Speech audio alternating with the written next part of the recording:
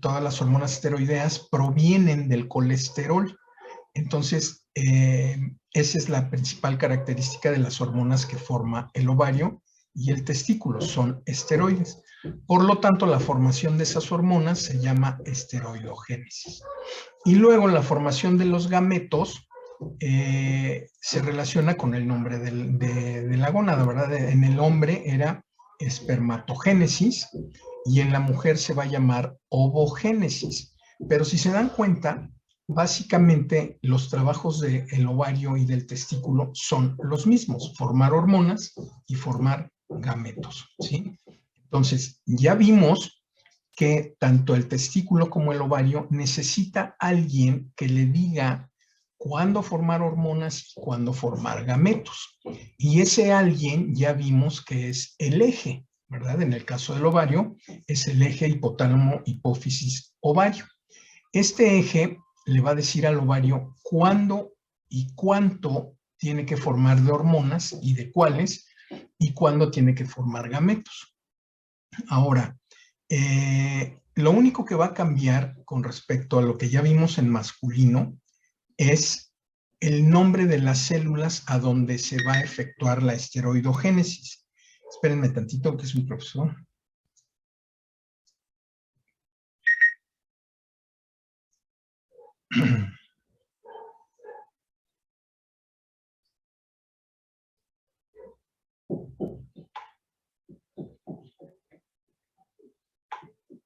Bien, ok.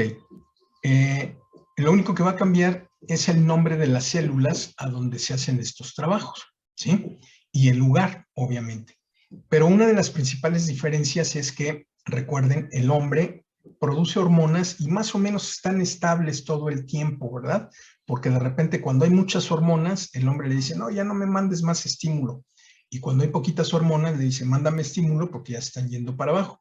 De esa manera, el hombre tiene más o menos una producción hormonal más o menos constante, casi no varía. En cambio, la mujer no. Ya se dieron cuenta que de repente tiene muchas hormonas, de repente tiene poquitas, de repente tiene muchas, y coincidentemente, cuando tiene poquitas hormonas, es cuando la mujer menstrua. Todo eso ya lo vimos la clase pasada. ¿Sí se dan cuenta cómo estamos retomando todos estos conceptos? Bien, ok. La otra diferencia es que cuando el testículo forma gametos, forma millones y millones de gametos. ¿Se acuerdan que se formaban millones y millones de espermatozoides? Aquí la mujer nada más va a formar un solo gameto cada mes. Un solo gameto cada mes. Van a participar varios para querer ser el que más se desarrolle, ¿verdad? Pero nunca van a participar más de entre 200 y 300 folículos. Son los que cada mes van a levantar la mano y van a decir, yo quiero participar en la convocatoria para ovular este mes. Y de esos 300 que levantan la mano, que creen que nada más uno es el que va a ser ovulado. ¿Sí se entiende la diferencia? Entonces, para que ustedes más o menos vayan viendo qué distinta es la gametogénesis en el hombre y en la mujer. Bien, si no tienen alguna pregunta o alguna duda, vamos a empezar con la esteroidogénesis. ¿Tienen preguntas? ¿Comentarios? ¿No? Bueno. Yo tenía una. Sí, adelante. Sí, ya. En la parte de lo del eje, ¿las dos tecas, la interna y la externa, van a producir andrógenos o solo la interna?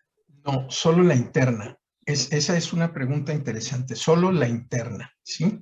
La teca externa no participa en la esteroidogénesis. Participa muy poquito, de modo que no queremos complicarles cómo participa, de modo que la teca que es más importante para la esteroidogénesis y para producir andrógenos es la teca interna, ¿sí? No se les olvide. Aunque son dos tecas, la que produce los andrógenos es la interna.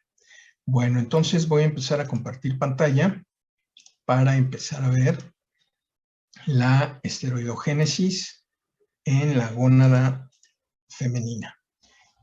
También se acuerdan que después de que vimos el eje, les mandé les enseñé más bien unas tablitas de hormonas, ¿verdad? De cómo podían ustedes estudiar las hormonas, las del eje, las que se producen en el eje y otras hormonas que todavía no hemos visto.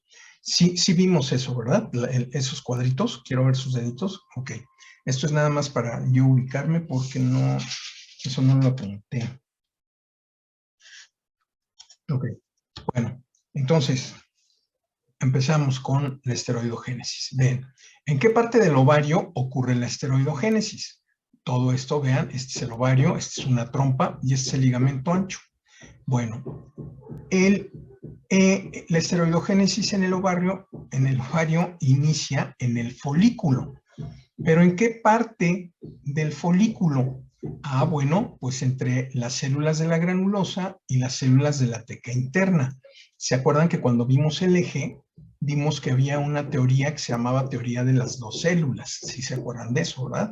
Bueno, esas dos células son las de la granulosa y las de la teca interna, que es parte de lo que preguntaba ahorita Fernanda. Las de la teca interna producen los andrógenos y las de la granulosa aromatizan esos andrógenos y los transforman en estrógenos, ¿sí? De modo que, ¿en qué parte del ovario se inicia la esteroidogénesis? En el folículo, específicamente en las células de la teca interna y las células de la granulosa.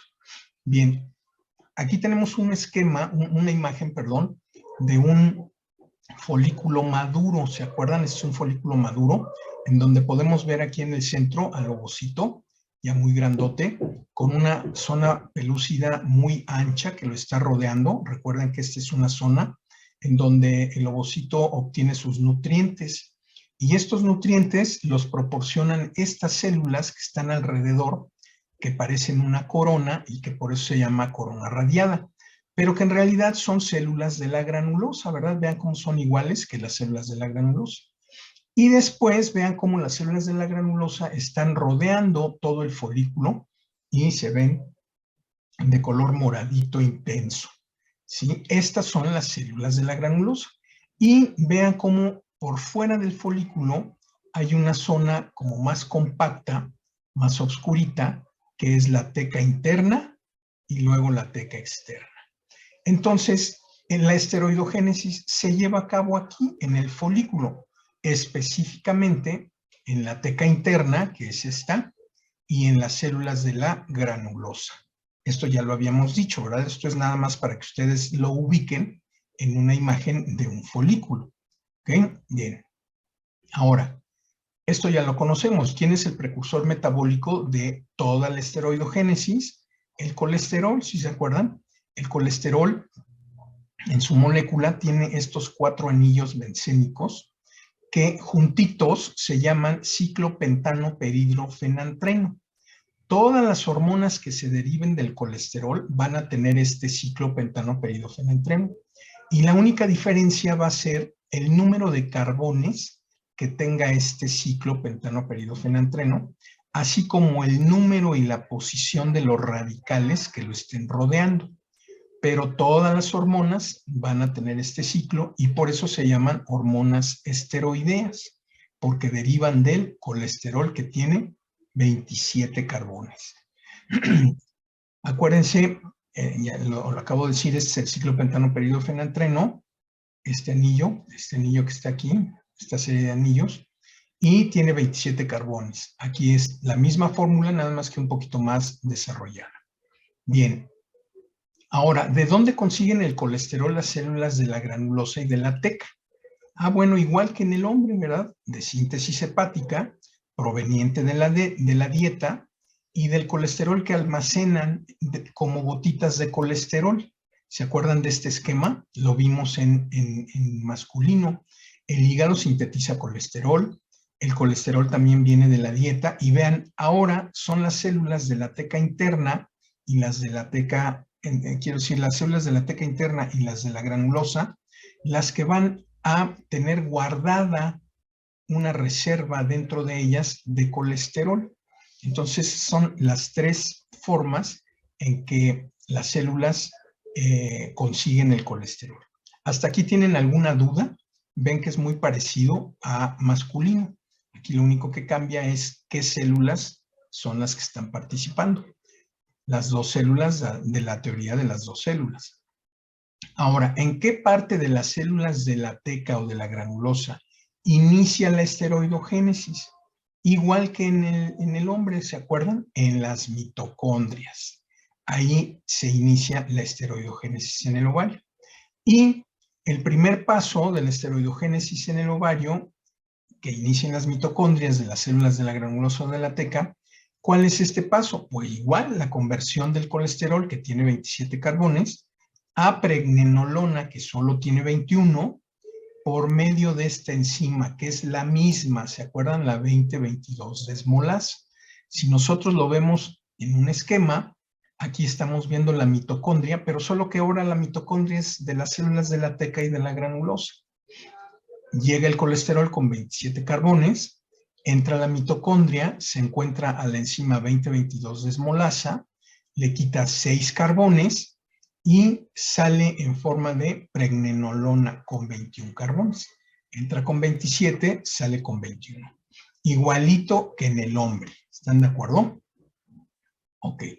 Ahora, después la pregnenolona se va al retículo endoplásmico liso y ahí dentro se va a encontrar dos vías metabólicas, la vía delta 5 y la vía delta 4. Otra vez lo mismo. ¿Se acuerdan que la pregnenolona se iba al retículo endoplásmico liso, verdad?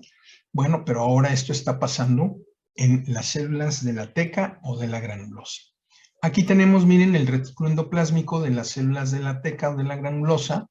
Llega la pregnenolona y se encuentra dos vías, la vía delta 5 y la vía delta 4. Vean cómo las dos vías están con letras de color rosa. ¿Por qué? Porque la mujer utiliza las dos vías, cualquiera de las dos las puede utilizar. ¿Se acuerdan que el hombre utilizaba más la vía delta 5? Pero la mujer utiliza las dos, ¿sí? Indistintamente, dependiendo de qué es lo que quiera sintetizar en un momento dado, va a utilizar una u otra. Recuerden que en la vía delta 4 se sintetiza progesterona, ¿se acuerdan de eso? Bueno, pues cuando el ovario necesite sintetizar progesterona, va a utilizar la vía delta 4, pero cuando necesite más estrógenos, pues va a utilizar la vía delta 5. ¿Y cuál va a ser el resultado? Que aquí se va a producir un estrógeno que vean, ya nada más tiene 18 carbones. Constantemente nosotros hemos estado viendo que el principal estrógeno que se produce en los ovarios es el estradiol, sí, el 17 beta-estradiol, ¿sí? Ese es el más importante. Lo pueden recordar como estradiol o 17 beta-estradiol, es lo mismo. Bien. Y se acuerdan de este esquema de las dos vías metabólicas, solo que ahorita estamos dentro de las células de la granulosa o de la teca. Entonces, ¿se acuerdan que llegaba la pregnenolona y decía, no, pues me voy a pasar de una vez a la vía delta 4 para empezar parejitos? Pero para poderse pasar necesitaba de una enzima, ¿se acuerdan? Que es la 3-beta hidroxiesteroide deshidrogenasa, que le da la manita y la pasa de este lado, pero vean cómo pasa, ya no puede llegar como pregnenolona, llega como progesterona, ¿sí? Y ya sí, ahora sí, tanto la vía delta 5 como la delta 4 inician su recorrido y se van a ir encontrando una serie de enzimas, miren. La primera enzima que se encuentran es la 17 hidroxilasa, igual que en el hombre. ¿Y en qué nos va a transformar esto? A la pregnenolona en 17 hidroxipregnenolona. ¿Y a qué nos va a convertir la progesterona? Pues a 17 hidroxiprogesterona. Si no, no es ciencia de cohetes, simplemente le agrega un radical hidroxilo en el carbón 17. Estos compuestos siguen su camino y se encuentran con otra enzima. Esta es una enzima que quita carbones. Es la 17-20 desmolasa. Es la misma que en el hombre. Y vean en qué nos los va a transformar. Vean aquí tanto la pregnenolona como la hidroxipregnenolona, como la progesterona y como la hidroxiprogesterona, todas tenían 21 carbones, ¿ya vieron? Pero aquí entra en acción una desmolasa. Acuérdense que las desmolasas quitan carbones. Entonces, ¿cuál va a ser el resultado? Chequen, a la hidroxipregnenolona nos la va a transformar en dehidroepiandrosterona, que ya solo tiene 19 carbones. Y a la 17-hidroxiprogesterona nos la transforma en androstenediona, que tiene 19 carbones. Esto es porque la desmolasa quita carbonos de estas moléculas, que tenía 21 y quedan en 19. Sigue su camino estos compuestos y se encuentran con otra enzima, que es la 17-beta hidroxiesteroide deshidrogenasa. Y vean en qué nos transforma. Aquí no quita carbones, ya vieron, no es ninguna desmolasa. La dehidroepiandrosterona nos la transforma en androstenediol, que es otro andrógeno. Todos los andrógenos tienen 19 carbones. Y la androstenediona, vean que nos las transforma en testosterona, que tiene 19 carbones. Y así veíamos que la vía delta 4 llega primero a testosterona que la vía delta 5, ¿sí? Pero también el androstenediol se puede pasar de la vía delta 5 a la delta 4 para transformarse en testosterona, pero ya saben que la tienen que pasar de la manita. ¿Y quién la pasa de la manita? La 3-beta hidroxiesteroide deshidrogenasa. Nos pasa el androstenediol a la vía delta 4 y se transforma en testosterona. Sea como fuere, vean cómo tanto la vía delta 5 como la vía delta 4, uno de sus productos finales es la testosterona. Así es como las células de la teca interna producen la testosterona. ¿Vale? ¿Sí? ¿Hasta aquí me van entendiendo? Quiero ver sus deditos. Ok. Ahora, tanto la testosterona como la androstenediona pueden ser aromatizadas. ¿En dónde se aromatizan? En las células de la granulosa, ¿sí? Por medio de esta enzima que se llama aromatasa. Y le quita un carbón. Aquí tenía 19, aquí tiene 18, y el resultado va a ser la estrona. Y cuando se aromatiza la testosterona, el resultado va a ser el 17-beta-estradiol, que es el estrógeno más potente que producen las mujeres. Los dos tienen 18 carbones, ¿sí? Ahora, ¿quién aromatiza a la androstenediona y a la testosterona?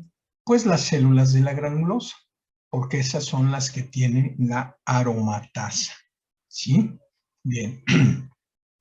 Aquí tenemos el resumen de la esteroidogénesis. Vean cómo el colesterol se transforma en pregnenolona en la mitocondria de las células, de la teca y de la granulosa, por medio de la enzima 2022 desmolasa, y luego se mete a la vía delta 5 y a la delta 4. Finalmente se producen andrógenos, y los andrógenos son aromatizados por las células de la granulosa y se transforman en estrógenos, en estrona y en 17-beta-estradiol o estradiol, como le quieran llamar, ¿sí? Ahora, antes de seguir adelante, ¿tienen alguna duda de la esteroidogénesis? Básicamente es lo mismo que en el hombre, ¿sí se acuerdan? Solo que aquí los andrógenos los producen las células de la teca y los estrógenos las células de la granulosa, ¿sí? Ok, bueno, ahora, fíjense. ¿Se acuerdan que en la presentación del eje hipotálamo hipófisis ovario vimos lo que era el efecto estrogénico, ¿sí? Es decir, que un estrógeno, en este caso el estradiol, que es el más potente, puede entrar directamente a la célula porque como es un esteroide y proviene de los lípidos, fácilmente puede pasar la membrana celular, ¿sí? Este estrógeno, ningún esteroide necesita tener receptores en la membrana. Todos los esteroides pueden pasar directamente al interior de la célula para hacer su efecto estrogénico. Entonces, una vez que se mete a la célula, busca, ya sea, se acuerda que les he dicho que hay libros en donde dicen que tiene un receptor intracitoplásmico y otros que tienen un receptor intranuclear. Forma su complejo hormona receptor, pero ya dentro de la célula, no en la membrana, y se forma el complejo hormona receptor que se va al núcleo, o simplemente en el núcleo se forma el complejo hormona receptor, se transcribe el DNA, es decir, las instrucciones que necesita, las manda con el RNA mensajero, se va al retículo endoplásmico rugoso, que es como que la fabriquita de la célula, y de aquí salen muchas proteínas que son las que nos van a dar ese efecto estrogénico específico. Vamos a suponer que esta célula sea una célula de la piel de la mujer. Entonces vean cómo llega el estrógeno, se mete al interior de la célula, busca su receptor dentro de ella, sea que esté en el citoplasma o sea que esté en el núcleo, forma un complejo hormona receptor. Y ahí se transcribe la instrucción que tiene el núcleo para hacer células de piel femenina, ¿verdad? Ya hemos dicho cómo es la piel de la mujer, pues es una piel suavecita, tersa, delicada, muy flexible, etcétera, etcétera. Y para hacer así esa célula, pues necesita tener ciertas proteínas, ¿verdad?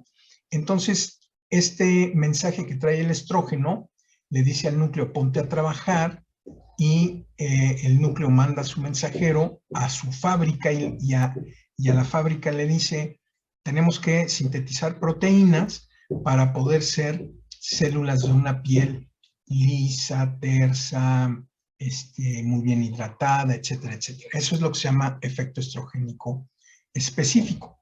Pero puede ser cualquier célula del cuerpo, ¿sí se entiende? Entonces, ¿se acuerdan cómo iba pasando de la niña a la puber y luego a la madura y todo eso? Porque iba teniendo un efecto estrogénico. Eso es lo que hacen los estrógenos. Entonces, vamos a decir que si, por ejemplo, en una pregunta, bueno, voy a dejar de compartir, si en una pregunta en el examen dice que en dónde está el receptor de cualquier hormona esteroidea, ya saben que pueden ser andrógenos, progestágenos o estrógenos, en dónde está su receptor, lo primero que tienen que saber es que no está en la membrana. ¿Por qué? Porque todas estas hormonas pueden meterse al interior de la célula. Y entonces, si hay dos respuestas en donde diga intracitoplásmico o intranuclear, van a escoger el intranuclear porque es, digamos que lo más actual, ¿sí? Que ahí se encuentra su receptor. Pero si nada más está como respuesta el intracelular o intracitoplásmico, pues ese lo escogen como respuesta adecuada. Pero si están los dos, escogen el intranuclear. ¿Sí se entiende la aclaración que les acabo de decir? Ok, bien. Entonces vamos a seguir compartiendo y vamos a seguir con la presentación. ¿Se acuerdan? ¿Les gusta el efecto estrogénico de esta güerita? Vean, tiene una piel pues muy lisita, muy tersa, clarita, muy bien hidratada, etcétera, ¿no? Todo eso que tiene su piel es porque es un efecto estrogénico. A ver, denme chance tantito. Espérenme tantito.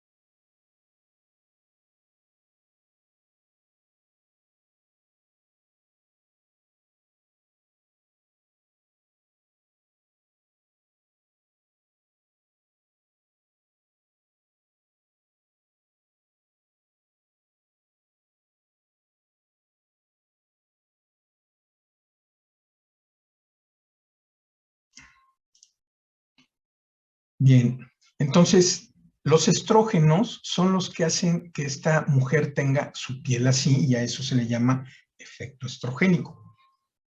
Y ya saben cómo le hacen los estrógenos para que las células le respondan a con ese efecto, ¿verdad? ¿Sí se entiende? Llegan los estrógenos, se meten a la célula y le dicen a la célula que se pongan a producir proteínas para que esta piel sea así, y a eso se le llama efecto estrogénico. ¿Sí se entiende? Esto se los he dicho muchas veces. Quiero ver sus deditos. Ok, bien.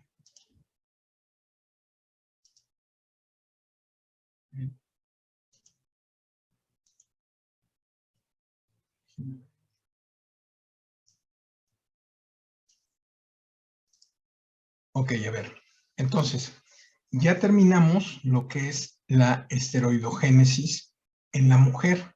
Se dan cuenta que la pudimos ver de una manera muy sencilla, pues porque ya lo habíamos visto en masculino, ¿verdad? Lo que cambia es el nombre de la célula. Sí, Jimena. ¿Los precursores de testosterona sí funcionan? Los precursores de testosterona Ah, funcionan.